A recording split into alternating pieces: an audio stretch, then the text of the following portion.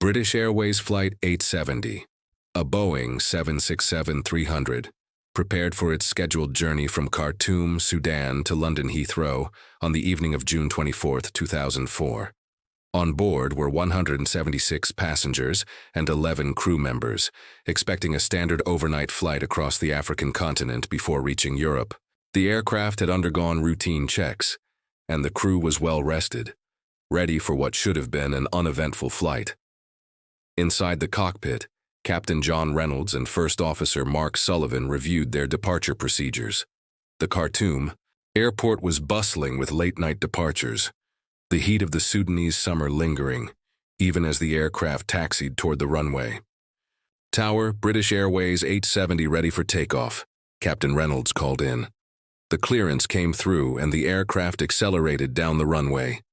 The passengers felt the familiar pull as the massive Boeing 767 surged into the night sky, engines humming steadily. The city lights of Khartoum twinkled below as the aircraft climbed to its cruising altitude of 37,000 feet.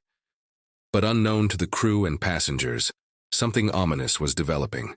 British Airways 870 was heading directly toward one of the most dangerous and unpredictable atmospheric events, an area of intense electrical activity that could cripple modern aircraft systems in a matter of seconds.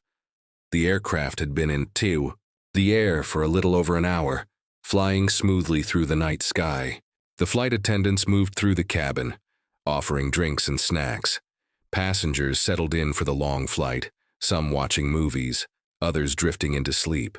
In the cockpit, Captain Reynolds and First Officer Sullivan were monitoring their flight path when suddenly, the cockpit went dark. Every primary flight instrument shut down instantly. The autopilot disconnected, throwing the aircraft into manual control. The entire electrical system had failed, something almost unheard of in modern aviation. "What the hell just happened?" Sullivan shouted, frantically scanning the now blank instrument panels. "We've lost all systems. Get the emergency checklist," Reynolds responded, his hands gripping the yoke to maintain control. In the cabin, the sudden loss of all interior lighting sent passengers into panic. The familiar hum of the engines continued, but the emergency lights flickered uncertainly. Some passengers gasped, while others fumbled for their seatbelts in fear. The flight attendants, trained for crises but never expecting a total power loss, struggled to maintain calm. The aircraft was now flying blind, with no navigational data, no altitude readings, and no radio communication with air traffic control. Flight 870 had gone dark. Captain Reynolds and First Officer Sullivan scrambled through emergency checklists. The aircraft's backup power systems should have immediately kicked in, but they didn't. The pilots realized that the failure wasn't just electrical, it was catastrophic. "Try the RAT," Reynolds commanded. The Ram Air Turbine, RAT, a small emergency generator designed to provide minimal power, was deployed. Moments later, some instruments flickered back to life, but they were barely functional. The radio was still dead. With no navigation data, they had no idea of their exact location. Were they still on course? Had they drifted toward restricted airspace? A single mistake could put them at risk of mid-air collision or a controlled flight into terrain, CFIT. In the cabin, passengers were growing restless. The emergency lighting was dim, and the silence from the cockpit only worsened their fear. Flight attendants tried to reassure them, but even they had no idea what was happening. Then, the worst fear of any pilot struck. The engines sputtered. Without full power, the fuel pumps weren't delivering adequate fuel pressure. If they lost both engines, the aircraft would turn into a glider, with only gravity dictating its fate. "We need to descend," Sullivan urged. Reynolds nodded, easing the yoke forward. If they couldn't fix the electrical system, they had to find an airport fast, or risk a mid-air disaster. With limited power, the pilots made the tough decision to descend to 15,000 feet, hoping they could spot a suitable emergency landing site. The radio remained dead, meaning they couldn't notify air traffic control. They had no idea whether there were mountains, cities, or hostile airspace below them. Every second spent in darkness increased the danger. "If we drop too low, we risk hitting terrain," Reynolds muttered.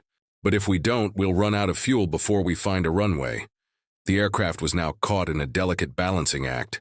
Descend too fast and they could crash. Descend too slow, and they could run out of fuel before they found a safe landing site. Then, faint city lights appeared below. Sullivan pointed out the windshield. "Captain, that's Cairo. We're near Cairo." The pilots improvised, aiming for Cairo International Airport, even though they couldn't contact air traffic control. The Boeing 767 was now flying silently, without proper instrumentation, relying only on the pilot's instincts. In the cabin, the atmosphere was unbearable. Passengers sensed the plane descending rapidly, but no announcement had come from the flight deck. The uncertainty was suffocating. Then, as they looked out the windows, they saw the glow of a city below. They were getting close, but one final challenge awaited them. The runway lights of Cairo International Airport were now visible, but the pilots still had no radio contact. Air traffic control had no idea that a crippled British Airways flight was attempting an emergency landing. Reynolds took a deep breath. "Gear down, flaps set." "We have no way of knowing if the landing gear deployed," Sullivan reminded him. "Then, we'll find out when we touch down," Reynolds said grimly. With minimal power and no assistance from ground control, Flight 870 descended toward the runway. Every second was critical. If the landing gear hadn't deployed properly, the plane could skid uncontrollably, leading to a deadly crash. As the runway neared, Reynolds focused solely on keeping the aircraft steady. With limited power, the control response was sluggish, but the pilots held their nerve. Touchdown. The rear wheels hit the tarmac smoothly, sending a slight jolt through the aircraft. The nose dipped, but then another jolt. The nose wheel was down. Sullivan activated the manual brakes, and within seconds the plane screeched to a halt. They had made it. For a moment, there was total silence. Then, cheers, sobs, and applause erupted in the cabin. The nightmare was over. British Airways Flight 870 had survived. The pilots later learned that the failure was due to a rare electrical surge that disabled multiple systems simultaneously, something almost unheard of in modern aviation. The crew's quick thinking and experience had saved 176 lives, but for the passengers and crew, Flight 870 would always be remembered as the flight that went dark. As the aircraft came to a complete stop on the runway at Cairo International Airport, the tension inside the cabin remained unbearable. The flight attendants, following emergency protocol, rushed to check on the passengers, ensuring that everyone remained seated. But the adrenaline-fueled shock of what they had just experienced was evident. Passengers stared at each other, some with tears streaming down their faces, others gripping their armrests in silent disbelief. Then a voice crackled through the emergency PA system. It was Captain Reynolds. "Ladies and gentlemen, this is your captain speaking. We have safely landed in Cairo. Please remain in your seats. Help is on the way." The tension broke, and a mix of applause, sobs, and relieved sighs filled the aircraft. Some passengers embraced each other. Others simply stared at their hands, their minds struggling to process what had just happened. The cabin crew, though visibly shaken, reassured everyone that help was arriving. Outside, emergency vehicles, fire trucks, and security teams were already racing toward the aircraft, unaware of what exactly had caused Flight 870 to go dark in the skies. As passengers were safely escorted off the aircraft and into Cairo's emergency response area, Captain Reynolds and First Officer Sullivan were immediately taken aside by British Airways Crisis Management Team and Egyptian aviation officials. "We need to know what happened up there." "Captain," an investigator pressed. The pilots recounted the terrifying ordeal, the total loss of electrical systems, the emergency descent, and the blind approach to an unknown airport. The aircraft was immediately placed under technical lockdown as a team of aviation engineers and electrical specialists rushed to inspect the Boeing 767. The black boxes, the flight data recorder, FDR, and cockpit voice recorder, CVR, were removed for analysis, and what they revealed was staggering. Sudden, unexplained power surge had disrupted the aircraft's entire electrical grid. The backup systems, including the Auxiliary Power Unit, APU, had been unable to kick in fast enough to restore normal function. The investigation team had one crucial question: what had caused the surge? As aviation experts pored over the flight data recorder, another chilling possibility emerged. Some data suggested that electromagnetic interference, EMI, might have played a role. Could Flight 870 have flown through an area of extreme electrical activity, something strong enough to overwhelm even the most modern aviation systems? Further, investigations revealed that the aircraft had unknowingly passed through an area where intense solar storms had been reported. These storms, capable of disrupting communication systems and even power grids on Earth, could potentially interfere with an aircraft's electronics. Had Flight 870 been a victim of a rare geomagnetic anomaly? And if so, why had there been no prior warning from space weather tracking agencies? The discovery shocked investigators, raising serious questions about whether modern aircraft were truly prepared for the full extent of natural electromagnetic forces. For the passengers and crew of Flight 870, the ordeal didn't end after landing. Many passengers suffered from severe anxiety following the terrifying experience, with some refusing to fly again. Airlines provided counseling services for those traumatized by the event, particularly for those who had feared they would not survive. Captain Reynolds and First Officer Sullivan, despite their heroic actions, faced a difficult emotional recovery.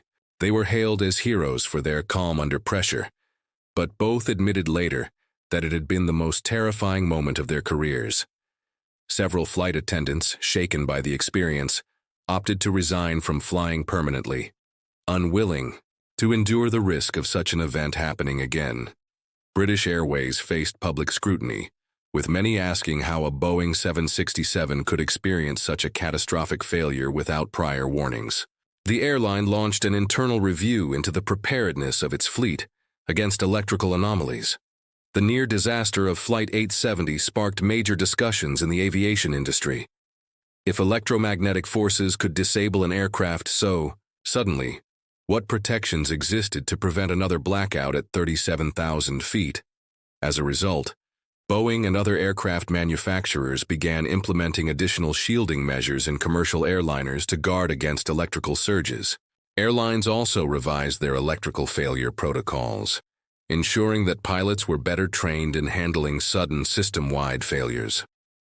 Furthermore, international aviation authorities worked with space weather monitoring agencies to improve real-time tracking of geomagnetic storms, ensuring that future flights could be rerouted away from high-risk areas. British Airways Flight 870 became a case study in aviation survival, its pilots' quick thinking and experience saving 176 lives. But it